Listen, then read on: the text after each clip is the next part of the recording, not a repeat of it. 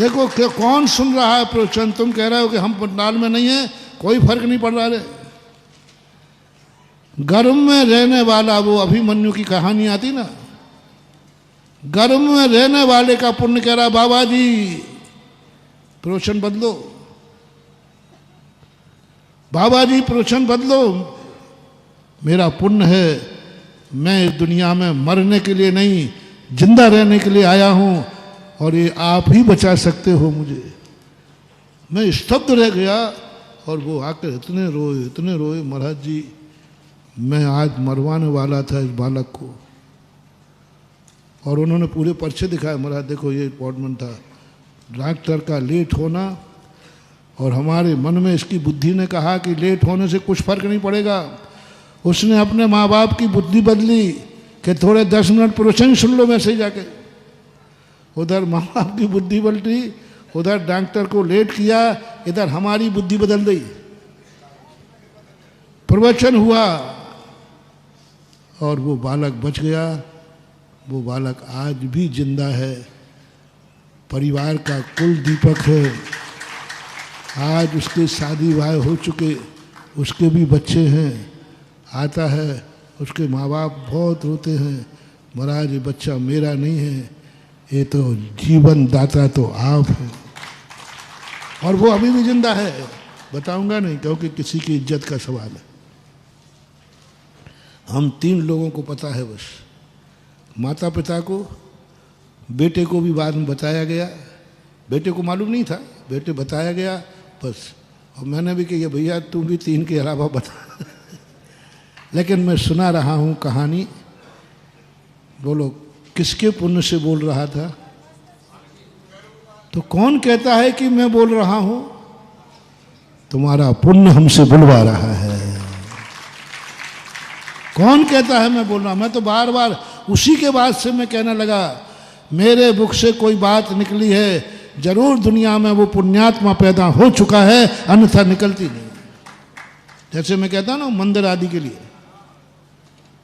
कि भाई इतनी बड़ी बोली महाराज जी कौन ले गया? मैंने कहा देखो मेरे मुंह से निकली है ना, अब महाराज आपके मुख से निकलने से क्या होता है, यहाँ कोई है ही नहीं। देखो मुझे विश्वास है कि इस मुंह से निकला है तो दुनिया में कोई पैदा हो चुका है। यहाँ पंच कल्याणक होना है, आज माता पिता का निर्णय होना है, वो भी अशोकनगर में पैदा हो चुका है, तभी हो रहा है। आज ही है ना, अभी है, आगे बुद्धि भैया आगे होगा, वो है लिखा है, अन्यथा निकल ही नहीं सकता था। दाने दाने पे लिखा है, कोई नहीं। पुण्य कहलवाता है मन, बहुत पुण्य कहलवाता है। इसलिए तुम्हारी जिंदगी के लिए ये प्रैक्टिकल बता रहा हूं, जो बात में कह रहा था, समय हो रहा है।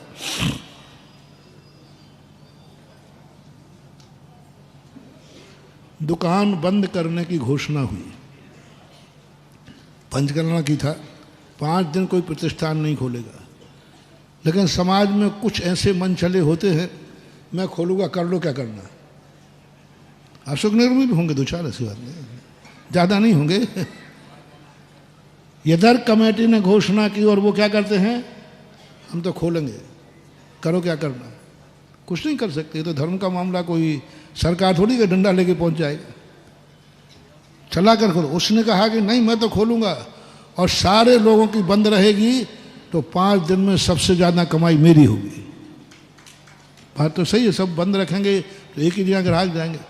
उसने दुकान खोली, 5 दिन 6 दिन 7 दिन दुकान खोली उसने, और पूरा मार्केट बंद रहा। 6 महीने ही पूरे नहीं हो पाए, दुकान सदा सदा के लिए बंद हो गई। उसके ऊपर बैठने वाला नहीं बचा, कोई बैठने वाला ही नहीं बचा, कोई सदा सदा के लिए बंद हो गई। क्योंकि तुमने उस पंच कल्याण के लिए जिसने सारे नगर का फैसला है, महानुभाव कभी कभी धर्म के लिए भी दुकान बंद किया करो। धर्म के लिए, धर्म के लिए। आज दुकान बंद रहेगी, महावीर जयंती है। आज दुकान बंद रहेगी, हमारे यहाँ कोई भी XYZ गाड़ी तो बहुत आते रहते हैं। पंचकल्याणा खोरा हमारे यहाँ, आज दुकान बंद रही। 10 लाख क्षण पर आ रहे हैं। इस शिविर में जो दुकान बंद करके आ रहे हैं, 10 दिन का घाटा नहीं है। अब ये 10 दिन उन्होंने पर्व के कारण, शिविर के कारण दुकान बंद की है। अब इनकी जिंदगी में क्या पीढ़ी दर पीढ़ी इनकी दुकान बंद नहीं होगी, क्योंकि धर्म के कारण बंद की है, पर्व के दिन बंद की है। मत समझो कि ये परमार्थ के लिए सब किया जाता है, मत समझो कि भीड़ इकट्ठे करने के लिए किया जा रहा है। इन सब के पीछे बहुत बड़ा मनोविज्ञान है महानुभाव। कर्म से दंडित नहीं होगा, मैं धर्म से दंड स्वीकार करता हूं। अर्थ कितना है? सजा दी जाती है और प्रायश्चित लिया जाता है। सजा भोगने वाला अपराधी है और प्रायश्चित भोगने वाला तपस्वी है। प्रायश्चित किस में आता है? तप में। प्रायश्चित लेता है तो तप है, और सजा मिलती है तो अपराधी है। धर्म यही चमत्कार दिखा रहा है। बेटा अपराध किया है तो सजा तो भोगना पड़ेगी, उसको कोई टाल नहीं सकता, कोई नहीं टाल सकता। अपराध किया है तो सजा, बस सजा मिलने की अपेक्षा तू स्वयं जाकर के सजा ले ले तो तपस्वी कहलाएगा, और फोटो भी आ जाएगी, इसने अपने अपराध की सजा भोग ली। कानून है, दोबारा सजा नहीं मिलने वाली, क्योंकि आपने खुद सजा ले ली, आपने खुद प्रायश्चित ले लिया। यह है धर्म का चमत्कार, यह है दुकान बंद करने का चमत्कार। कभी कुछ, इसलिए मैं आप लोगों से कई बातें कहता हूं, आप एक मंदिर का कपड़ा जरूर रखा करो, धोती दुपट्टा।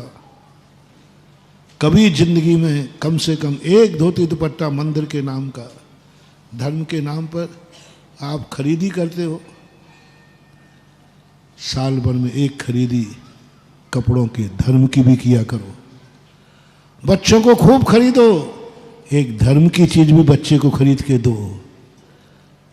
आप बच्चों की खरीदी करते हो ना, तो तुम्हारा नियम बन जाना चाहिए कि मैं बच्चे को साल भर में जितनी खरीदी करता हूं, एक खरीदी वो करूंगा जिसका संबंध धर्म से होगा। तुम कपड़े खरीदते हो, मुझे कोई ऐतराज नहीं है, बस साल भर में एक कपड़ा धर्म के लिए खरीदना जो मात मंदिर के काम आवे, बस ज्यादा कुछ नहीं करना।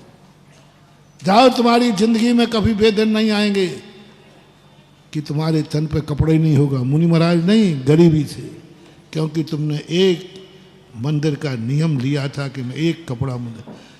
आज धनतेरस है, खूब खरीदी चल रही है,